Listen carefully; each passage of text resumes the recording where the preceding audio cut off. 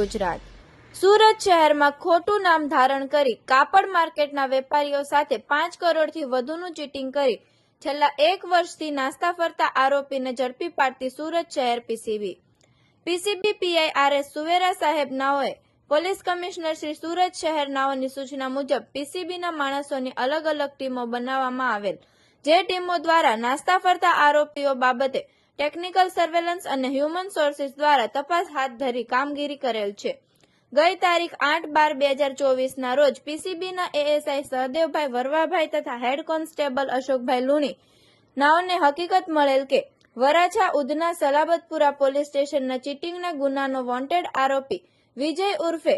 નીરવ ગાંધી નામનો ઈસમ હાલમાં મૈદરપુરા લાલ દરવાજા ખોડિયાર મંદિરના સામેના રોડ ઉપર ઉભેલ છે, જેને શરીરે ડાર્ક ક્રીમ કલરનો શર્ટ તથા કોફી કલરનું પેન્ટ પહેરેલ છે, જેને દબોચી લેવામાં પીસીબીને સફળતા મળેલ છે।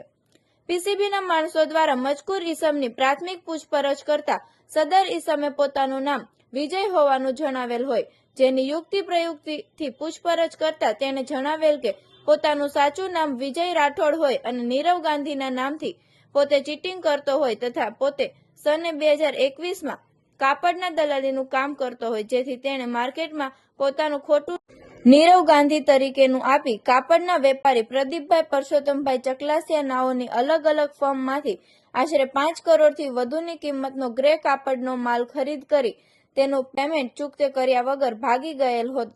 જેથી ફરિયાદી શ્રી પ્રદીપભાઈ ચકલાસિયા નાઓએ મજકૂર આરોપી વિરુદ્ધમાં વરાછા ઉધના સલાબતપુરા પોલીસ સ્ટેશન ખાતે ચીટિંગ અંગેના ગુનાઓ દાખલ કરાવેલ હોય। આવા અવનવા સમાચાર જોવા માટે જોતા રહો P24 ન્યૂઝ ગુજરાત।